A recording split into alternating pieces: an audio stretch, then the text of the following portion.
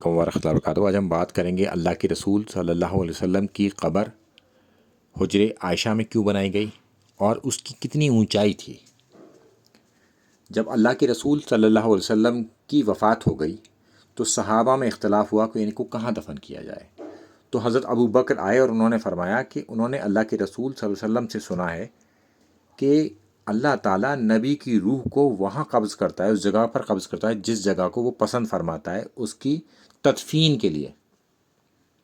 تو تدفین جہاں ہوگی وہیں پر ان کی قبر ہونی چاہیے۔ تو لہٰذا جس بستر پر اللہ کے رسول صلی اللہ علیہ وسلم تھے تو اسی کے نیچے ان کی قبر کھودی گئی، اور ان کی وفات حضرت عائشہ کے گھر میں ہوئی تھی، ان کے حجرے میں، ان کے کمرے میں۔ تو وہ عمارت پہلے سے تھی، قبر بعد میں بنی تھی۔ تو اکثر لوگ اس کی پلی لیتے ہیں اپنے اپنے بزرگوں کی قبروں پر عمارت بنانے کے لیے، تو وہ یہ الگ موقع ہے، وہ الگ موقع ہے۔ یہ ہے کہ انبیاء کی وفات جہاں ہوتی ہے وہیں پر ان کی قبر ہوتی ہے۔ یہ بزرگوں کے لیے نہیں ہے، یہ انبیاء کے لیے خاص پروٹوکول تھا۔